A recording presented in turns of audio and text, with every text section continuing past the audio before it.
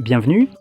Devant moi se trouve un Intel S24 et aujourd'hui, astuces et réglages que vous pouvez effectuer sur cet appareil.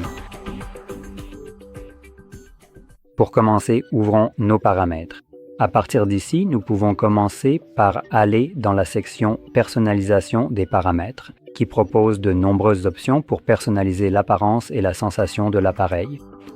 Cela inclut des éléments comme les thèmes que vous pouvez choisir parmi ceux qui sont fournis avec l'appareil. Vous pouvez en télécharger d'autres. Vous pouvez également générer des fonds d'écran avec l'IA. C'est vraiment plutôt assez cyberpunk.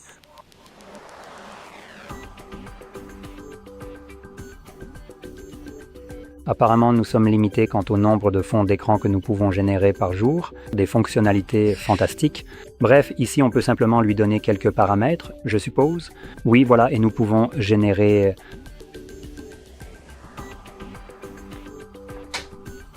Et comme vous pouvez le voir, cela donne un fond d'écran généré par l'IA. Désolé pour ça. Donc à partir d'ici, vous pouvez simplement le télécharger puis l'utiliser comme fond d'écran. En revenant en arrière, nous avons des fonds d'écran en ligne, une galerie et d'autres choses. Nous avons les paramètres du bureau. Cela ne nous intéresse pas.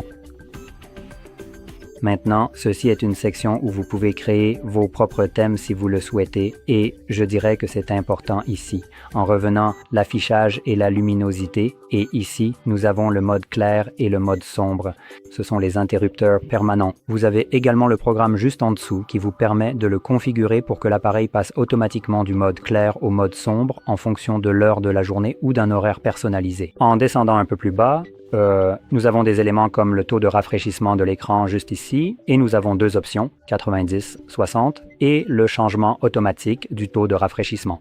Celle-ci sera la meilleure option pour beaucoup de personnes, mais si vous ne voyez pas vraiment de différence entre 90 et 60, vous pourriez tirer plus d'avantages du 60, car cela vous offrira une meilleure autonomie de batterie que le 90 ou que l'option automatique.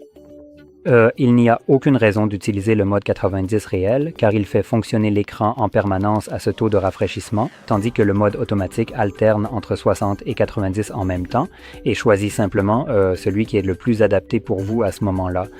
Par exemple, ici, il n'y a rien qui bouge, donc l'écran va baisser le taux de rafraîchissement pour préserver la batterie, mais dès que je commence à faire ça, il l'augmente automatiquement à 90 pour me donner un mouvement plus fluide. En descendant un peu plus bas, on trouve des options comme la barre d'état. Ici, on peut simplement nettoyer la barre d'état si vous voulez afficher les icônes de notification, le pourcentage de batterie et la vitesse d'Internet. Personnellement, je me fiche de la vitesse d'Internet et si je voulais vraiment aller vers un style très épuré, je supprimerais probablement aussi les icônes de notification car cela cache simplement les icônes ici, mais conserve quand même les notifications elles-mêmes. En continuant un peu plus loin, nous avons... je vais supposer que ça va se trouver dans Système. Oui, Système et navigation du système. Ici, nous avons deux méthodes de navigation différentes, les gestes et la navigation à 3 boutons. On peut passer de l'une à l'autre. Il y a aussi plus de paramètres, ce qui vous permet d'augmenter la sensibilité et de désactiver l'assistant IA que vous activez en faisant ce geste. Donc si jamais vous avez activé cela simplement en faisant presque un balayage vers le haut pour rentrer à l'accueil, mais que vous l'avez fait depuis un coin, cela activera l'assistant vocal. Vous pouvez vous en débarrasser et maintenant vous ne l'activerez plus. Maintenant, la dernière chose que je voulais vous montrer, c'est ce panneau latéral juste ici. Allez, faites-le encore une fois.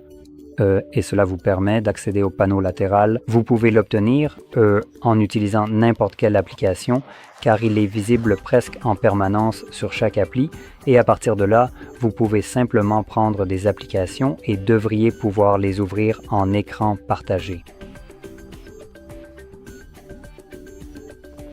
Je suppose que ce n'est peut-être pas le cas pour cette application, alors essayons celle-ci et... Non.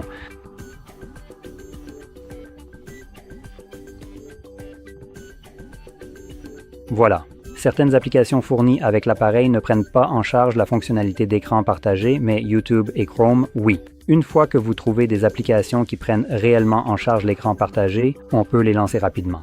Et le panneau latéral peut être modifié, donc on peut faire défiler vers le bas, On peut voir que vous avez modifié, donc vous pouvez ajouter et supprimer des applications d'ici pour vous débarrasser des applications qui ne peuvent pas être utilisées en écran partagé puisqu'elles deviennent inutiles à ce stade pour ce panneau latéral. Vous voudrez probablement le remplir uniquement avec des applications compatibles avec l'écran partagé. Mais dans tous les cas, cela conclut ma liste. Donc si vous avez trouvé cela utile, n'oubliez pas de liker, de vous abonner et merci d'avoir regardé.